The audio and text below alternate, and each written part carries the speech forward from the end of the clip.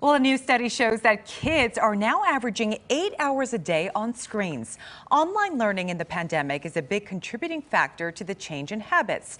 Experts say they're concerned about the long-term effects of the extra screen time for adolescents. That's right. Dr. Ashley Zucker is a child psychiatrist at Kaiser Permanente San Bernardino and joins us to talk a little more about increasing reliance on digital media and the impact on kids. Good morning, doctor. Thanks so much for joining us.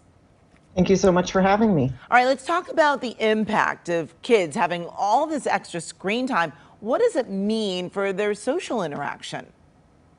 Well, I think it's important to keep in mind first that it's not just about how much screen time children have, but also what they're doing with their screens. There can be some things where they are interacting with other people, whether it be family or friends through FaceTime or other ways to communicate, and that can be very positive because there's still a social piece to that part of screen time versus things that are maybe just watching shows or videos online that may not have as much of an educational or interactive component. Yeah, that's true. It can be positive and productive.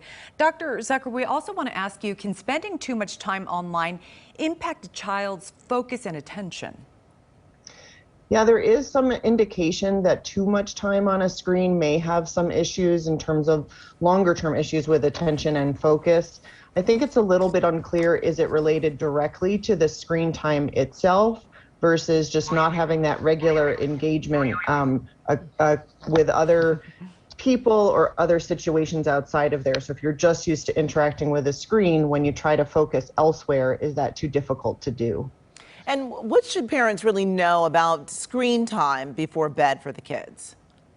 So all of our screens, whether it be a TV, a computer, a phone, emit a light that's called a blue wavelength of light, and that tells our brain that it's still daytime. So if we're looking at a screen very close to bed, it actually indicates to our brain that it's not bedtime, and so it can be very hard for us to fall asleep.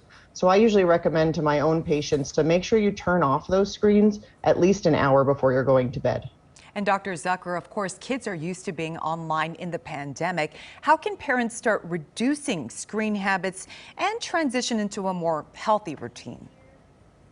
I think it's really important that we set expectations with our children. If we all of a sudden just pull away those screens, that can sometimes lead to conflict and be very challenging and difficult. So making sure that you have specific times where it's okay to be on the screen, giving them warnings when that time is almost up, I think can be very helpful to avoid that fight that can sometimes happen with parents and their children with eliminating that screen time. All right. Dr. Ashley Zucker, thank you so much for your time this morning. We certainly appreciate it.